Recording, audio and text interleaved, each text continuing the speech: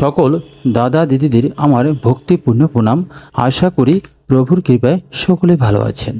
আজ আলোচনা করব কোন কোন দিনে এবং কোন কোন সময় মিলন করলে আপনার সন্তান কেমন হবে, তার স্বভাব চরিত্র কেমন হবে, সে সন্তানকে দুরাচার হবে, বংশের কলঙ্ককারী হবে, বংশের কালিমা লেপন করবে, নাকি তার স্বভাব চরিত্র শান্ত ভদ্র ধর্মপরায়ণ ন্যায়বান মহাধনবান বলশালী দীর্ঘায়ুযুক্ত কৃষ্ণ ভক্তপরায়ণ হবে। পার্বতী দেবী মানবের অমৃতময় পূর্ণ জন্মকথা জানতে ইচ্ছা প্রকাশ করলে শিব ঠাকুর কৈলাসে এই অমৃতময় জন্মকথা প্রকাশ করেছিলেন। আপনি যদি এরূপ সুলক্ষণযুক্ত পুত্র বা কন্যা সন্তান লাভের আশা করে থাকেন, তবে আপনি অবশ্যই একটি কমেন্টস করে শুভ সময়গুলো আমাদের জেনে নেবেন এবং বেছে নেবেন, এবং এই শুভ দিনটিতে আপনি অবশ্যই মিলন করবেন। আর এসব বিষয়ে জানতে আমাদের পৃথিবী আর্টস চ্যানেলটি অবশ্যই সাবস্ক্রাইব করে সকল ভিডিওগুলো দেখতে থাকুন। আর আপনি মনে মনে দৃঢ় প্রতিজ্ঞাবদ্ধ হন যে সন্তান হলে যেন সে সন্তান শুভ দিনেই গর্ভে ধারণ করে জন্মলাভ করে। প্রভু আপনাদের মনের আশা অবশ্যই পূরণ করবেন। এরূপ একটি শুভ দিনে যদি আপনার গর্ভে সন্তান আসে, তবে সে সন্তান কোনো দিন খারাপ পথে চলবে না, পিতা মাতার মনে ব্যথা দেবে না, তাদের বাধ্যগত হয়ে থাকবে। সে সন্তান সুনাম বৃদ্ধি করবে। আজকাল দেখতে পাচ্ছেন অধিকাংশ ছেলেমেয়েরাই পিতামাতার কথা শোনে না, গুরুজনদের সম্মান করতে জানে না, সংসারে শুধু ঝগড়া কলহ লেগেই থাকে, কারণ আজকের ছেলেমেয়েরা ধর্মীয় রীতিনীতি মানতে চায় না, তাদের কোনো শাস্ত্রীয় জ্ঞান নেই। তাহলে আসুন কিভাবে আপনার গর্ভে সুসন্তান আসবে তার জন্য কিভাবে প্রস্তুতি নিব। আপনাদের কষ্ট করে শুভ সময়টি খুঁজতে যেন অসুবিধা না হয়, তাই আমি চেষ্টা করি আপনাদের জন্য শুভ সময়গুলো নির্ণয় করে দিতে, যাতে আপনারা যেন অতি তাড়াতাড়ি মিলনের সুযোগগুলো পেতে পারেন। আপনারা এই শুভযোগগুলো ঠিক সময় মতো পালন করবেন। প্রতি মাসে আপনারা একবার বা দুবার করে মিলন করবেন। শুভযোগ অনুসারে যদি শুভযোগ একদিন করে থাকে, তবে সেক্ষেত্রে একদিনেই মিলন করবেন। আর যদি নিজেদের শুধু আনন্দ উপভোগের জন্য মিলন করেন, সেক্ষেত্রে মিলনের সময় বিশেষভাবে খেয়াল রাখতে হবে যে অশুভ সময়ে যেন গর্ভধারণ না হয়। প্রভুর প্রতি বিশ্বাস এবং ভক্তি রাখুন। সকল কিছুর মালিক একমাত্র ভগবানের প্রতি প্রার্থনা জানিয়ে চলুন আজকের মিলনের শুভযোগগুলো শুভ সময়টি জেনে নেই। তার আগে আমার চ্যানেলে আজ যারা নতুন এসেছেন তাদের বলবো যে আমার চ্যানেলটি অবশ্যই সাবস্ক্রাইব করুন, এবং যদি সবার আগে পরবর্তী ভিডিওটি পেতে চান তবে সাবস্ক্রাইব বক্সের পাশের বেল আইকনটিতেও একটি চাপ দিয়ে রাখুন। যারা আমার চ্যানেলে নতুন এসেছেন তাদের বলবো যে শাস্ত্রের নিষিদ্ধ দিনক্ষণ সম্পর্কে পার্ট 1, পার্ট 2 এবং প্রথম এবং দ্বিতীয় ভিডিওতে সম্পূর্ণভাবে উল্লেখ করেছি, তাই সেই দিনগুলোতে নারী বিহার করবেন না।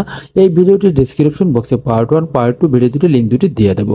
আপনারা যারা নতুন আমার চ্যানেলে তারা অবশ্যই সেই ভিডিও দুটি দেখে নেবেন, কারণ এই প্রস্তুতি গ্রহণের পূর্বে কিছু শাস্ত্রীয় বিষয় আপনাকে মনে রাখতে হবে, এবং আপনার পাশের বন্ধুটিকে অথবা আপনার ভাই বোন আত্মীয় স্বজনকে আপনি এই বিষয়ে অবগত করতে পারবেন, তাতে সকলেই উপকৃত হবে। শুভ সময়ের এই নিয়মগুলো যে কোনো সম্প্রদায় বা গোত্রের মানুষ পালন করতে পারে। আর যখন নতুন ভিডিও আপলোড করব, সেই ভিডিওগুলো অন্তত শেষ পর্যন্ত মনোযোগ সহকারে অবশ্যই শুনে নেবেন। চলুন এবার মূল আলোচনায় চলে যাব। এখন বলবো যে সকল রমণীগণ বা আপনার স্ত্রী মে মাসের 2 তারিখ এবং 4 তারিখ ভোরবেলা 5:42 থেকে দিবাগত শেষ রাত্রে ভোরবেলা 5:43 মধ্যে ঋতুপতি হয়েছেন, তাদের জন্য মিলনের শুভযোগ হলো 17/5/2024 তারিখ শুক্রবার, অর্থাৎ মে মাসের 17 তারিখ অষ্টম প্রহরে অর্থাৎ রাত্রির চতুর্থ প্রহরে ভারতের সময় অনুসারে রাত 3:30 থেকে 4টার মধ্যে মিলন করবেন, এবং বাংলাদেশ সময় অনুসারে 4টা থেকে 4:30 মধ্যে যদি আপনি মিলন করেন, তবে সেই গর্ভে একটি পুত্র সন্তানের শুভযোগ রয়েছে। এই শুভক্ষণে গর্ভে যদি পুত্র সন্তান আসে, তবে সেই পুত্র সন্তান হবে ধর্মজ্ঞ, কৃতজ্ঞ, পরম ধার্মিক, সুলক্ষণযুক্ত খ্যাতনামা পুত্র সন্তান, তাতে কোনো সন্দেহ নেই। মহাদেব পার্বতী দেবীকে এরূপই কীর্তন করিয়াছিলেন কৈলাসে। এ সময় গ্রহ নক্ষত্র এবং অমৃত যুগের শুভ সময় রয়েছে।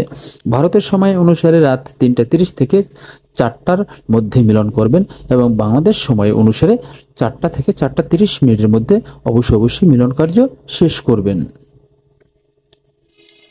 এখন বলবো যে সকল রমণীগণ বা আপনার স্ত্রী মে মাসের 3 তারিখ ভোরবেলা 5টা 42 মিনিট থেকে দিবাগত শেষ রাত্রে 5টা 43 মিনিটের মধ্যে ঋতুবতী হয়েছেন, তাদের জন্য মিলনের শুভযোগ হলো 17/5/2024 শুক্রবার, অর্থাৎ মে মাসের 17 তারিখ অষ্টম প্রহরে, অর্থাৎ রাত্রির চতুর্থ প্রহরে ভারতের সময় অনুসারে রাত 3টা 35 থেকে 4টা 10 মিনিটের মধ্যে মিলন করবেন এবং বাংলাদেশ সময় অনুসারে 4টা 6 থেকে 4টা 32 মিনিটের মধ্যে যদি আপনি মিলন করেন তবে সেই গর্ভে একটি কন্যা সন্তানের শুভযোগ রয়েছে। এই শুভক্ষণে গর্ভে যদি কন্যা সন্তান আসে তবে সেই কন্যা সন্তান হবে পতিপরায়ণা, সুলক্ষণা, ধর্মশীলা, সতীসাধ্যী কন্যা সন্তান। তাতে কোনো সন্দেহ নেই, মহাদেব পার্বতী দেবীকে এরূপে কীর্তন করিয়েছিলেন কৈলাসে। এই সময় গ্রহ নক্ষত্র এবং অমৃত যুগের শুভ সময় রয়েছে।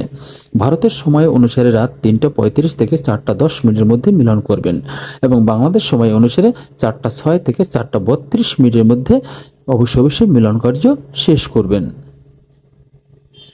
এখন বলবো যে সকল রমণীগণ বা আপনার স্ত্রী মে মাসের 6 এবং 8 তারিখ ভোরবেলা 5টা 42 মিনিট থেকে দিবাগত শেষ রাত্রে ভোরবেলা 5টা 43 মিনিটের মধ্যে ঋতুবতী হয়েছেন, তাদের জন্য মিলনের শুভযোগ হলো 17/5/2024 তারিখ শুক্রবার, অর্থাৎ মে মাসের 17 তারিখ অষ্টম প্রহরে, অর্থাৎ রাত্রির চতুর্থ প্রহরে ভারতের সময় অনুসারে রাত 3টা 30 থেকে 4টা 2 মিনিটের মধ্যে মিলন করবেন এবং বাংলাদেশ সময় অনুসারে 4টা 3 থেকে 4টা 36 মিনিটের মধ্যে যদি আপনি মিলন করেন তবে সেই গর্ভে একটি পুত্র সন্তানের শুভযোগ রয়েছে।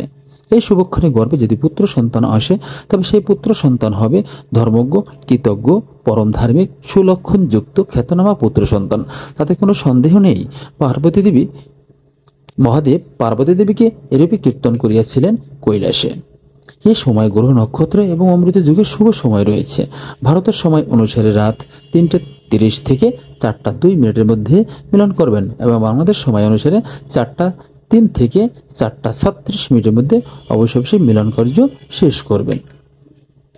শাস্ত্র অনুসারে বা অমাবস্যা বা পূর্ণিমার দিনে মিলন করলে সেই গর্ভে যে সন্তানই হোক না কেন সে সন্তান বিকলাঙ্গ হয়েই জন্মগ্রহণ করে।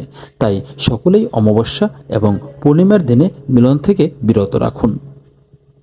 এতক্ষণ পর্যন্ত আমার ভিডিওটি ধৈর্য ধারণ করে যারা দেখেছেন তাদের প্রতি রইল আমার অনন্ত ভালোবাসা, আর যাদের ধৈর্য রয়েছে তারাই একমাত্র কাঙ্ক্ষিত ফল লাভ করতে পারে।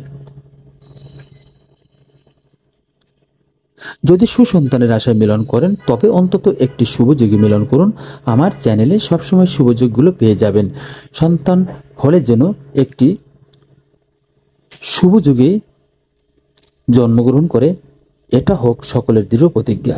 আর একটা বিষয় মনে রাখবেন যে আপনি যে কত তারিখে কটার সময় ঋতুবতী হয়েছেন সেটা কিন্তু অবশ্যই মনে রাখতে হবে, কারণ এই ঋতুবতীর দিনের উপরেই নির্ভর করে আপনার গর্ভে আগত সন্তানের স্বভাব চরিত্র।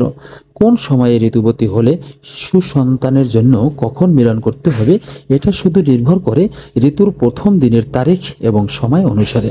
তাই আপনি যখন ঋতুবতী হবেন তাতে সাথে সাথে সেই তারিখটি এবং সময়টি খাতায় লিখে রাখবেন, তাতে কখনো যেন ভুল করবেন না। কারণ এই ঋতুর তারিখ এবং সময়টাকে যদি ভুলে যান তবে মিলনের শুভ দিনটাও আপনার নির্ণয় করতে ভুল হয়ে যাবে, তাতে আপনার কোনো কিছুই লাভ হবে না। তাই সর্বদা সতর্ক থাকুন। আবারও সকলকে বিশেষভাবে বলবো যে আপনি ঋতুবতীর তারিখটি দিন এবং সারা রাত মিলিয়ে একদিন হিসেবে ধরে নেবেন এবং শুভ দিনটিতেও দিন এবং সারা রাত মিলিয়ে একদিন হিসেবে ধরে নেবেন। একটি লাইক কমেন্টস করে আপনাদের সঠিক তারিখটি অবশ্যই জানিয়ে রাখবেন। এবার ভিডিওটি শেষ করব। ধৈর্য ধারণ করুন। ধৈর্যশীল মানুষকে ভগবান পছন্দ করেন। পরবর্তী ভিডিওটির জন্য অপেক্ষা করুন আর ততক্ষণে আপনাকে সুরক্ষিত রাখুন। ভগবান আপনাদের মঙ্গল করুন। এই শুভকামনায় পৃথিবী আর্টস চ্যানেল থেকে বিদায় নিচ্ছি আজ।